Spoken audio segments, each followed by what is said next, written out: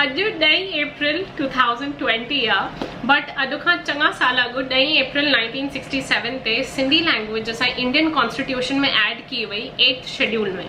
उनखे 21st amendment भी चइबो आहे कॉन्स्टिट्यूशन जो। एंड अॼु जे ॾींहं ते मां लास्ट ईयर भावेश वलेचा सां वीडियो विधो हुयो जंहिंमें असां ॿई यूट्यूबर्स ॻाल्हायूं पिया कि सिंधी लैंग्वेज असां लाइ छा मायने थी रखे।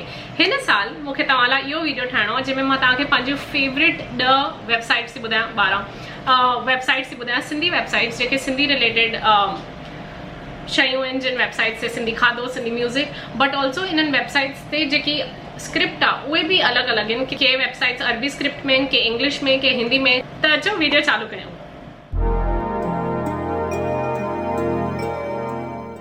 हाय गाइस, हाय माण्हू, कीअं आहियो तव्हां सभई? मुंहिंजे आईब्राउज़ खे छॾे असां सभु हिते ठीकु आहियूं। अगरि तव्हांखे हिन लॉकडाउन में क्वारंटीन पीरियड में जाम टाइम मिले थो जंहिंमें तव्हां सोचो था कि छा सिंधी पढ़ूं, असां छा सिंधी ॾिसूं, छा सिंधी ॿुधूं, त इहो वीडियो तव्हां लाइ अथव। चङे टाइम खां मां रिसर्च करे रही आहियां सिंधी वेबसाइट्स ते, सिंधी सिनेमा ते एंड सभु कुझु सिंधी ते। मूंखे अॼु जे वीडियो में तव्हां लाइ खोड़ वेबसाइट्स जूं रेकमेंडेशन्स आहिनि जेके मुंहिंजे हिसाब सां ॾाढियूं सुठियूं वेबसाइट्स आहिनि। इन में सिंधी खाधो, Sindhi music, Sindhi dance, Sindhi video, Sindhi books, audio books, Sindhi जेकी हिंदी में लिखजंदी आहे देवनागरी, उन में आखणियूं सभु कुझु अथव जेके हाणे मां तव्हां सां वेबसाइट्स शेयर करण वारी आहियां। कंहिं बि मूंखे पैसा न ॾिना आहिनि उन्हनि खे प्रमोट करण जो। मूंखे जेके जेन्युइनली वेबसाइट्स जाम वणंदियूं आहिनि, जेके मां रेगुलरली यूज़ कंदी आहियां, उहे अॼु मां तव्हां सां शेयर थी कयां। त मुंहिंजी पहिरीं वेबसाइट रेकमेंडेशन आहे sahapedia.org। हाणे इन वेबसाइट ते ख़ाली सिंधी रिलेटेड स्टफ न आहे, इन वेबसाइट ते इंडियन कल्चर एंड हेरिटेज ते जाम मसालो पियो आहे। ॾाढी रेगुलरली अपडेट थींदी रहंदी आहे वेबसाइट। एंड इन वेबसाइट ते सिंध ऐं सिंधियुनि ते जाम कुझु आहे। अजरक ते ॾाढा सुठा आर्टिकल्स आहिनि, जेके फोटोज़ आहिनि, वीडियोज़ आहिनि, उहे बि ॾाढा सुठा आहिनि। हिननि जो यूनेस्को सां बि टाइप आहे, उहो बि हिकिड़ो प्रोग्राम अथनि। माना ॾाढी सुठे लेवल जी अकेडमिक इंटेलेक्चुअल लेवल जी वेबसाइट आहे। इन में जेके आर्टिकल्स तव्हांखे मिलंदा, जेके फोटोज़ वीडियोज़ मिलंदा, उहे इंग्लिश में मिलंदा, सिंधी असांजे अरबी सिंधी या देवनागरी सिंधी में न मिलंदा। हाणे असां हलूं था सेकेंड वेबसाइट ते जिते तव्हांखे ख़ाली अरबी सिंधी में सॼो मवाद मिलंदो। उहो आहे epaper.hindwasi.com। सभिनी खां झूनी सिंधी अख़बार जेकी सिंध में चालू थी हुई ऐं अॼु ताईं सर्कुलेशन में आहे, उहा आहे हिंदवासी। मां हिंदवासी जे एडिटर खां इंटरव्यू बि वरितो हुयो, उहा बि तव्हां लाइ हिते लिंक विझंदीमांव। हिन हिंदवासी जे वेबसाइट ते हर हफ़्ते जेकी हिंदवासी अख़बार निकिरंदी आहे उहा सॼी हे अपलोड कंदा आहिनि। ऐं हाणे जंहिंमहिल लॉकडाउन जे टाइम अख़बारूं नथियूं अचनि घर में, मुंहिंजा मम्मी पप्पा ऑनलाइन वेही करे इहा अख़बार पढ़ंदा आहिनि। हाणे जेको लेटेस्ट इशू 5 अप्रैल ते निकितो हुयो, उहा बि सॼी आहे, 16 जा 16 पेज, ॾाढी सुठी PDF क्वालिटी आहे। ॾाढो सुठो इन्हनि जो तरीक़ो आहे वेबसाइट ते अख़बार विझण जो एंड क्लियर आहे ॾाढो पढ़ण लाइ। त प्लीज़ उहा वेबसाइट चेक कयो अगरि तव्हांखे टाइम आहे त। हिकु वेबसाइट मां तव्हांखे असांजे कल्चर हेरिटेज जे बारे में, जंहिंमें इंग्लिश में आर्टिकल्स आहिनि, साहापीडिया, उहा ॿुधाई। ॿी हिंदवासी ॿुधाई जेकी टोटली अरबी सिंधी में आहे। हाणे असां अचूं था सिंधी खाधे ते। Oh my God, सिंधीरसोई.com। सिंधीरसोई.com हिकिड़ी अहिड़ी वेबसाइट आहे जंहिंमें तव्हांखे रेसिपीज़, किड्स, स्वीट डिशिज, सभिनी लाइ सभु खाधा मिलंदव फुल डिटेल में। इन्हनि वेबसाइट जा ओनर अलका केसवानी जाम सालनि खां ब्लॉगिंग कंदा आहिनि। इन्हनि जो इनफैक्ट हाणे 11th एनिवर्सरी थो हले। ॾाढा सुठा क्वालिटी जा फोटोज़ आहिनि, ॾाढा क्लियर इंस्ट्रक्शन्स आहिनि रेसिपीज़ जा। बट मुंहिंजी फेवरेट ॻाल्हि इन वेबसाइट जे बारे में इहा आहे कि सिधो रेसिपी ते अचण खां अॻु हे पंहिंजी काई न काई आखाणी ॿुधाईंदा आहिनि। हे ॿुधाईंदा आहिनि कि कंहिं महिल असां कहिड़ी शइ ठाहींदा आहियूं। फॉर एग्ज़ाम्पल कल्ह मां ॾिसां पई फुलनि जी लाई, उन में हिननि लिखियो हुयो कि मूंखे फुलनि जी लाई यादि आहे ठाहिणु, छाकाणि त हर ॾियारीअ ते असां हटरीअ में विझंदा आहियूं उहा लाई। And I was like that is so true. मां रिलेट करे सघंदी आहियां हिननि जे आखाणियुनि सां। इन करे मुंहिंजी इहा फेवरेट सिंधी खाधे जी वेबसाइट आहे। एंड अलका केसवाणीअ जाम महिनत कई आहे हिन वेबसाइट ते। इनफैक्ट उन्हनि खे कुझु अवॉर्ड्स बि मिलिया आहिनि इन वेबसाइट लाइ, इन ब्लॉग लाइ। And I am really proud of her. हाणे सिंधी खाधे तां असां हलूं था सिंधी रेडियो ते। अलका केसवानी जा हस्बैंड दीपक केसवानी जाम सालनि खां रेडियोसिंधी.com हलाए रहिया आहिनि। रेडियो सिंधी वेबसाइट ठाहिण में दीपक केसवानी ॾाढी महिनत कई आहे। मुंहिंजा वॾा भाग हुया कि मूंखे हुननि सां मिलणु मिलियो। बट रेडियोसिंधी.com ते ॾाढी नीट वेबसाइट आहे। उन में तव्हांखे लेफ्ट हैंड ते ॿुधाईंदो कि हाणे घणा माण्हू ॿुधी रहिया आहिनि। इन ते सॼी सिंधी सुखमनी साहिबा जाम कुझु मवाद आहे इन ते। सॼो पंहिंजो शेड्यूल अथनि इन्हनि जो कि कहिड़े वक़्त ते छा हलंदो आहे। एंड सॼी दुनिया में वेही करे कोई भी सिंधी, कोई भी नॉन सिंधी इहो रेडियो एक्सेस थो करे सघे, छाकाणि इहो रेडियो ऑनलाइन आहे त इहा ॾाढी वॾी ॻाल्हि आहे। इन्हनि जी पंहिंजी ऐप बि आहे त तव्हां मोबाइल ते बि डाउनलोड था करे सघो। सिंधी खाधे ऐं सिंधी रेडियो खां पोइ असां अचूं था उन वेबसाइट ते जेकी खज़ानो आहे अॼु जे टाइम लाइ, सिंधी संगत.com। आशा चांद सिंधियुनि स्कूल्स लाइ, सिंधी लैंग्वेज लाइ, सिंधी स्क्रिप्ट लाइ जाम महिनत कई आहे एंड उहो हिन वेबसाइट में ॾिसण थो अचे। हीअ वेबसाइट कॉन्स्टेंटली अपडेट थींदी रहंदी आहे। मां चङनि सालनि खां हिन वेबसाइट खे फॉलो कंदी आहियां। अॻे अलॻि हूंदो हुयो इन जो लेआउट, हाणे इन्हनि अपडेट कयो आहे इनखे। तव्हांखे इन्हनि जे वेबसाइट ते सिंधी वीडियोज़, सिंधी कहानियूं, सिंधी टेलीफिल्म्स, ॿारनि लाइ हिकु स्पेशल सेक्शन आहे, Sindhi articles, Sindhi audio books मिलंदा। जाम कुझु मसालो आहे इन्हनि जे वेबसाइट ते एंड ॾाढो कुझु सिखणु मिलंदो आहे इन्हनि जे वेबसाइट तां। इस्तिलाह एंड पहाका इहो बि हिकिड़ो सेक्शन आहे, सिंधी इडियम्स एंड प्रोवर्ब्स। मुंहिंजा पप्पा कॉन्स्टेंटली यूज़ कंदा रहंदा आहिनि प्रोवर्ब्स घर में, त मूंखे ॾाढो वणंदो आहे। इहे धको हण धीअ खे त सिखे नूंहं, हुजे ई नाणो त घुड़ लाणो नाणो, हुजे ई नाणो त घुम लाड़काणो, इहे सभु यूज़ कंदा आहिनि त ॾाढो मज़ो ईंदो आहे एंड पोइ एक्सप्लेन कंदा आहिनि। त इन वेबसाइट जे थ्रू मूंखे उहे बि सिखणु मिलंदा आहिनि। अगरि तव्हांखे इन्हनि में इंट्रस्ट आहे त प्लीज़ सिंधी संगत.com चेक कजो, ॾाढी सुठी वेबसाइट आहे। हाणे आशा चांद जे वेबसाइट मां असां अचूं था उन्हनि जे मम्मी जे वेबसाइट ते sundariuttam.com। सुंदरी उत्तमचंदानी ॾाढा मशहूरु ऐं ॾाढा सुठा लेखिका हुया पंहिंजे ज़माने जा। उन्हनि जाम कॉन्ट्रीब्यूट कयो सिंधी लिटरेचर खे एंड उन्हनि जो चङो कमु आशा धीअ पंहिंजे मम्मी जे वेबसाइट ते अपलोड कयो आहे। जेके बुक्स आहिनि उहे ऑडियो बुक्स अवेलेबल आहिनि, त जीअं मूंखे अरबी सिंधी पढ़णु न ईंदी आहे बट मां ॿुधी सघां थी, छाकाणि त उहे ऑडियो जे फॉर्म में अपलोड थियल आहिनि उन्हनि जे नाले सां गॾु।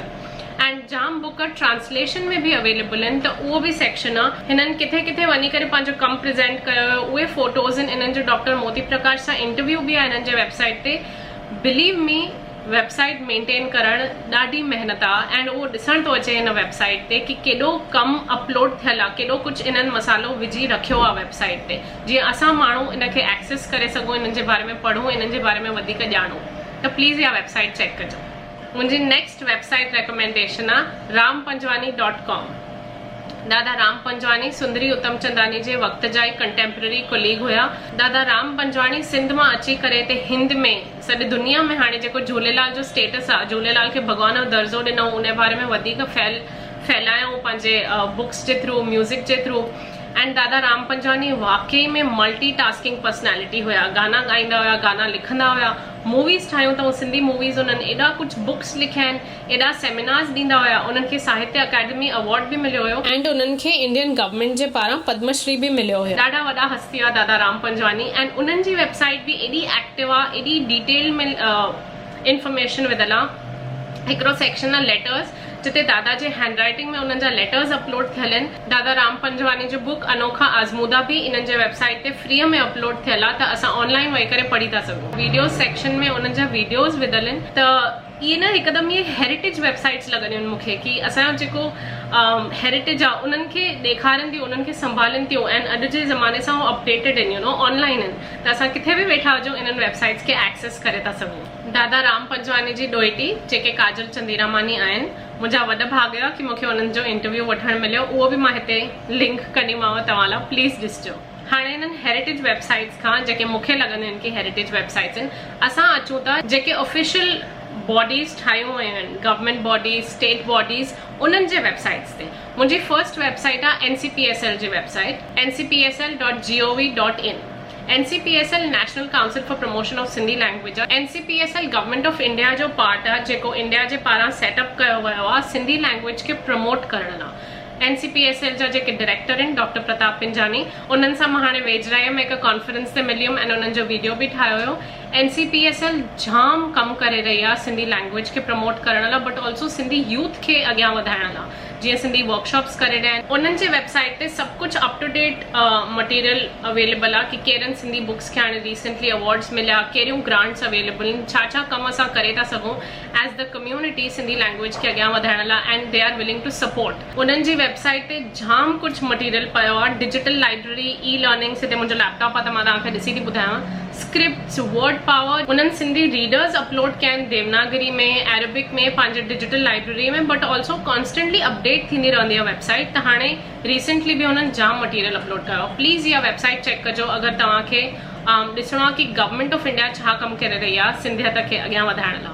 हाणे NCPSL खां असां अचूं था साहित्य अकादमी ते। sahityakademi.gov.in अगेन हिकिड़ो गवर्नमेंट जो इनिशिएटिव आहे जेको सभिनी लैंग्वेजिस खे प्रमोट करण लाइ सेटअप कयो वियो आहे। साहित्य अकादमी सिंधी लैंग्वेज लाइ बि जाम कमु कंदी रहंदी आहे। मुंहिंजो नसीब सुठो रहियो आहे कि मां साहित्य अकादमी सां 2-3 दफ़ा कमु करे चुकी आहियां। आदिपुर में उन्हनि कॉन्फ्रेंस रखी हुई 2018 में, हाणे लास्ट ईयर उन्हनि बॉम्बे में हिकिड़ी कॉन्फ्रेंस रखी हुई, उते मूंखे घुरायो। बट माई पॉइंट इज़ साहित्य अकादमी ते सिंधी रिलेटेड स्टफ जाम कुझु आहे। इनफैक्ट साहित्य अकादमी जे ई-बुक सेक्शन में हिकिड़ो रेयर बुक सेक्शन आहे जंहिंमें 1902 जो प्रिंटेड किताब सॼो PDF फॉर्म में अपलोड थियल आहे। मूंखे ॾाढी ख़ुशी थींदी आहे झूना किताब जंहिंमहिल मिलंदा आहिनि, छाकाणि अॼुकल्ह सिंधीअ ते किताब मिलण ई ॾाढी वॾी ॻाल्हि आहे। त उन्हनि सॼो उहो किताब अपलोड कयो आहे एंड उन्हनि मां शाह अब्दुल लतीफ़ ते बि हिकिड़ो किताब हितां डाउनलोड कयो। त प्लीज़ इहा वेबसाइट चेक कजो, ॾाढी सुठी तरह मेंटेन्ड आहे, सभु रेगुलरली अपडेट कंदा रहंदा आहिनि। साहित्य अकादमी बि असां यूथ खे जोड़ण लाइ जाम कमु करे रही आहे। साहित्य अकादमी जे बारे में अञा डिटेल्ड वीडियोज़ अचण वारा अथव हिन चैनल ते, बट मूंखे साहित्य अकादमी सां कमु करणु ॾाढो वणंदो आहे। मां उन्हनि जे बॉम्बे ऑफिस में थी आई आहियां, ॾाढी सुठी लाइब्रेरी अथनि एंड उहो जाम कमु करे रहिया आहिनि सिंधी लैंग्वेज लाइ। हाणे मां अचां थी ॾहीं वेबसाइट ते, सिंधोलॉजी ते। हाणे इन में मां तव्हांखे 2 वेबसाइट्स ॿुधाईंदमि, छाकाणि त आहियूं त असां हिकु ई न। हिते आदिपुर में इंडियन इंस्टीट्यूट ऑफ सिंधोलॉजी आहे एंड हुते जामशोरो में इंस्टीट्यूट ऑफ सिंधोलॉजी आहे। ॿई इंस्टीट्यूट्स सिंधी लिटरेचर लाइ, सिंधी कल्चर लाइ, सिंधी हेरिटेज लाइ जाम कमु करे रहिया आहिनि एंड ॿई इंस्टीट्यूट्स कॉन्स्टेंटली अपडेट कंदा रहंदा आहिनि पंहिंजी वेबसाइट्स। इन्हनि ॿिन्ही इंस्टीट्यूट्स मां जंहिं महिल Sindhi film festival in London कयो हुयो, जाम मूंखे मदद कई ऐं फोटोज़ मटीरियल हेल्प जेको खपंदो हुओ उन्हनि मूंखे हेल्प कयो उहो फिल्म फेस्टिवल करण लाइ। इन्हनि ॿिन्हिनि जे वेबसाइट्स ते तव्हांखे म्यूज़ियम बि मिलंदो, त जेके फोटोज़ आहिनि असांजा रेयर फोटोज़, उन्हनि जे बारे में इंफॉर्मेशन, उहे सभु विधा अथऊं।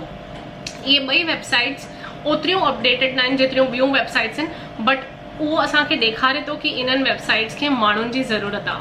काई बि वेबसाइट हलाइणु ॾाढो महिनत जो कमु आहे एंड उन लाइ तव्हांखे कॉन्स्टेंटली अपडेट करिणो पवंदो आहे, सभु स्कैन करे अपलोड करिणो पवंदो आहे या त टाइप करे अपलोड करिणो पवंदो आहे।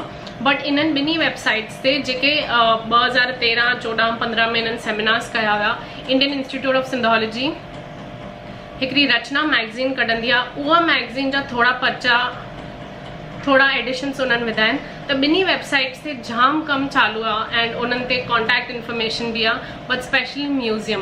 प्लीज़ इन्हनि ॿिन्ही वेबसाइट्स खे विज़िट कजो अगरि तव्हांखे सिंधी हेरिटेज, कल्चर, असांजा फोटोज़, झूने ज़माने जा बासण इंडियन इंस्टीट्यूट ऑफ सिंधोलॉजी ते सभु विधा अथऊं, त प्लीज़ चेक कजो। आई नो 10 वेबसाइट्स थी वियूं आहिनि एक्चुअली 11, बट मूंखे हिकिड़ी बोनस वेबसाइट ॾियणी आहे तव्हांखे, उहा romanizedSindhi.org। हाणे वेझराई में मूंखे दादा कमल मीरचंदानी सां मिलण जो मौक़ो मिलियो। मूंखे ख़बर न हुई कि जेकी असां इंग्लिश में सिंधी लिखंदा आहियूं कहिड़ो हाल आहे, KEHRO, उनखे असां एक्चुअली हिकिड़ो स्टैंडर्डाइज्ड स्क्रिप्ट ठाहे करे उहा यूज़ था करे सघूं। उनखे चइबो आहे रोमनाइज़्ड सिंधी। इन जो सॼो वीडियो अथव त प्लीज़ उहो ॾिसिजो। बट romanizedSindhi.org ते ॾाढो सुठी तरह सभु डिटेल में एक्सप्लेन कयो वियो आहे। इन्हनि जेकी लिपि ठाही आहे, रोमन लिपि सिंधी यूज़ करण लाइ, ऑडियो लेसन्स आहिनि इन्हनि जा, विजुअल लेसन्स आहिनि, सभु ॾेखारियो अथऊं कि कीअं लिखणो आहे, छा यूज़ करिणो आहे एंड किन माण्हुनि इहो गॾिजी करे ठाहियो आहे। ऑडियो डिक्शनरी अथनि, जाम कुझु आहे हिन वेबसाइट ते, त प्लीज़ इहा वेबसाइट चेक कजो। मूंखे चङनि ॼणनि इंस्टाग्राम ते चयो कि जेको मां उहो दादा कमल मीरचंदानी सां वीडियो विधो, उन खां पोइ उन्हनि खे ख़बर पियो कि रोमनाइज़ सिंधी करे बि कुझु थींदो आहे। मां बि उन ई ग्रुप में आहियां, मूंखे पहिरियों एॾो डिटेल में ख़बर न हूंदो हुयो, बट दादा सां मिलण खां पोइ मुंहिंजो दिमाग़ ईअं खुली वियो। जेको कमु कयो अथऊं दादा सैन फ्रांसिस्को में, ओ माय गॉड, रोमनाइज़ सिंधी लाइ जाम कमु कयो अथऊं। त इहा वेबसाइट ॾाढी कमाई अथव अगरि तव्हां इंग्लिश में सिंधी ॻाल्हाइण था चाहियो त। इहे हुयूं मुंहिंजी वेबसाइट रिकमेंडेशन्स। इन्हनि वेबसाइट्स जे थ्रू मूंखे तव्हांखे इहो ॾेखारिणो कि दुनिया जे अलॻि अलॻि कुंडनि में सिंधी भाषा लाइ जाम कमु थी रहियो आहे।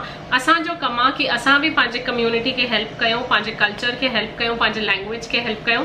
इहे वेबसाइट्स प्लीज़ चेक कजो। एॾनि सभिनीनि वेबसाइट्स जे कंपेरिज़न में सिंधी ॿारनि लाइ ॾाढो घटि मटीरियल आहे, त अगरि तव्हां कॉन्टेंट ठाहींदा आहियो त प्लीज़ सिंधी ॿारनि लाइ कुझु कॉन्टेंट ठाहियो।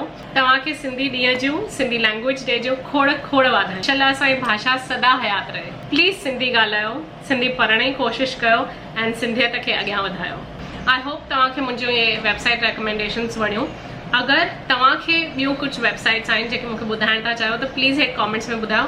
मां नथी चवां कि ख़ाली इहे ई वेबसाइट्स आहिनि, मे बी इन वीडियो जो पार्ट 2 मूंखे ठाहिणो पवंदो, तव्हां जंहिं महिल मूंसां शेयर कंदव कि तव्हांजो कहिड़ियूं वेबसाइट्स आहिनि। बट मुंहिंजियूं इहे 10-12 फेवरेट वेबसाइट्स आहिनि ऐं मां इन्हनि खे रेगुलरली यूज़ कंदी आहियां।